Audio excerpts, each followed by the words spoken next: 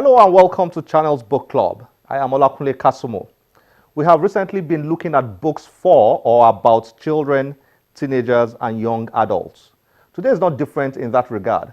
Our first guest author is Chinedum Akiti-Diego, a human resources professional with master's degrees in international development management and business.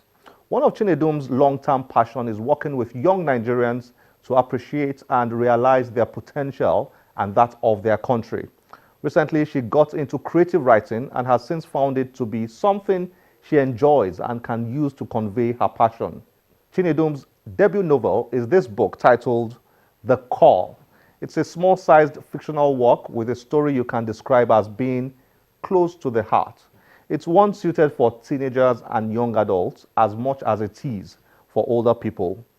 Chinedum joins us to discuss her book and her writing. But before then, let's get introduced to The Call.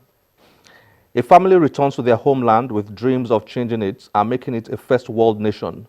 But as events unravel, they join the bandwagon of sleaze and nonchalance. It will take the family's travels to return them to purpose. Kwesi's family faces the wrath of his old allies as they go against the grain towards national redemption. Chinedu, thanks for your time. Thanks for joining us on Channel's Book Club. Thank you for having me. The Call. Before we explore your book, what's your story as a writer? This is your first published work, but what did you write before? A lot of writers have interesting background stories. Okay, so in terms of first published work, yes, this is my first book. Very proud of it. But I think I've always written. I think writing is a gift. I remember my first essay that memorable. I probably wrote that at 8. And then I remember winning the close-up essay competition of, I think it was 1987 or 88, second prize. So I've always written, but this was my first attempt at fiction. And I chose the vehicle of fiction deliberately because I work with young people. One of the greatest things I see when I talk with youth is that there's a total lack of hope. They don't understand that there is a picture of a beautiful Nigeria or Africa that can be. And because they don't have a picture, they are hopeless. So I thought I would write this book that would give a picture of how a working country can look, and so that was the aim. Your story, I found it cutting across drama, fantasy, and so on. Was that deliberate, mixing up all sorts of genres into one book? Yes, it was. It's deliberate because that's the kind of person I am. I read everything, every and anything. I've always done, always will, So I kind of wrote each chapter to kind of stand alone, to answer a question on its own, So and to speak to individual circumstances. Or I wrote it with the assumption that, like me, you might not be a fiction lover, but you would find a bit of something inside for you.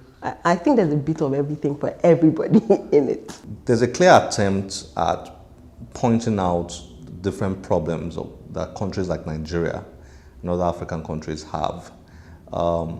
Is that reflective of your take on Africa as a whole, Nigeria more specifically? Does this story reflect your take on Nigeria and Africa as a whole? Yes, my father, he's deceased now. He was a retired Air Vice Marshal. I know that in general, Nigerians don't like the military very much, but if there's one plus I think that the military has any day, is that they're the one group of people who signed to die for this nation. And my father was very deliberate I tell people, I say, love of nation is not assumed, it's taught. My father taught it to us. He would take us on road trips to every state. So I can say I'm a true Nigerian. I was born in Kano. I've lived in Lagos most of my life. My parents are Igbo speaking. I went to Zaria, so, and I meet a lot of people who don't have that benefit.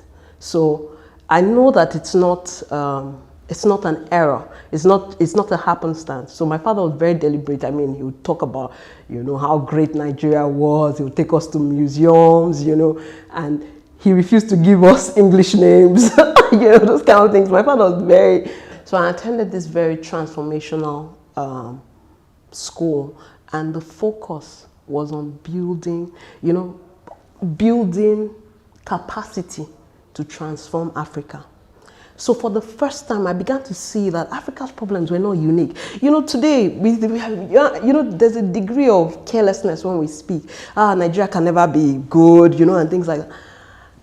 Germans were worse. They were lazy. Their country was dirty. So it's not like our situation is unique.